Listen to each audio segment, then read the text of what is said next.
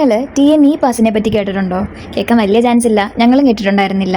ഞങ്ങൾ കഴിഞ്ഞ ദിവസം വെക്കേഷൻ ടൈം ആയതുകൊണ്ട് തന്നെ ഫാമിലി ആയിട്ട് ഒരു ട്രിപ്പ് പോയിട്ടുണ്ടായിരുന്നു. മലക്കപ്പാറ, ആതിരപ്പള്ളി, വാൽപ്പാറ ഇവിടെയാണ് ഞങ്ങൾ പോയത്.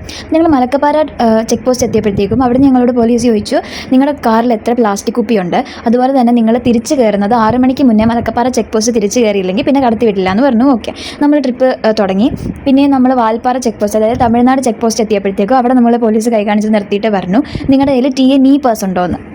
നമ്മളത് ആദ്യമായിട്ടാണ് കേൾക്കുന്നത് തന്നെ, നമുക്കത് എന്താണെന്ന് കൂടി അറിയില്ല. ഞങ്ങളുടെ വണ്ടിയുടെ ഫ്രണ്ടിൽ 2 ടൂറിസ്റ്റ് ബസ്സും 2 മിനി ട്രാവലറും ഉണ്ടായിരുന്നു. അവർക്കും ഇത് അറിഞ്ഞൂടായിരുന്നു, അവരുടെ കയ്യിലും ഇതില്ലായിരുന്നു. ഇതേവരെ സോ റൂട്ടിലേക്ക് നിങ്ങൾ പോയിക്കോ, ഇവിടെ നിൽക്കാൻ പറ്റില്ല, നിങ്ങൾക്ക് എന്തായാലും അകത്തോട്ട് കടത്തിവിടാൻ പറ്റില്ല, സ്ലോട്ട് ഇല്ലാതെ നിങ്ങൾ എന്തായാലും കയറ്റി വിട്ടില്ല, അങ്ങനെ ഭയങ്കര ഈവൻ ലൈക്ക് ഞങ്ങൾ ചോദിക്കാൻ നിൽക്കുമ്പോൾ സാർ എന്താണ് സംഭവം എന്നെങ്കിലും പറയാനായിട്ട് ചോദിക്കാൻ നിൽക്കുമ്പോൾ അവർ സംസാരിക്കാൻ പോലും റെഡിയല്ല. അവരൊന്ന് തിരിഞ്ഞങ്ങ് പോകുക, നിങ്ങൾ പോയിക്കോ, നിങ്ങൾ തിരിച്ചു പോയിക്കോ. ലൈക്ക് ആ 2 ടൂറിസ്റ്റ് ബസ്സും 2 മിനി ട്രാവലറും ഞങ്ങളും അതേപോലെ തന്നെ പുറകിലുള്ള കാറുകളും എല്ലാം തിരിച്ചു പോകുക ചെയ്തത്. അപ്പോൾ TNE പാസ് ഇല്ലാതെ എന്തായാലും അവർ നമ്മളെ അങ്ങോട്ട് കയറ്റി വിടില്ല. അപ്പോൾ നിങ്ങൾ ആരെങ്കിലും വാൽപ്പാറ പോകാൻ പ്ലാൻ ചെയ്യുന്നുണ്ടെങ്കിൽ 2-3 ദിവസം മുന്നേ തന്നെ TNE പാസ്, അതായത് നമ്മൾ ഗൂഗിളിൽ സെർച്ച് ചെയ്യുമ്പോൾ തന്നെ അത് കിട്ടും. അപ്പോൾ നമ്മൾ വെഹിക്കിൾ ഡീറ്റെയിൽസ് ഒക്കെ എൻ്റർ ചെയ്ത് നമുക്ക് സ്ലോട്ട് കിട്ടി കഴിഞ്ഞാൽ നമുക്ക് പോവാം.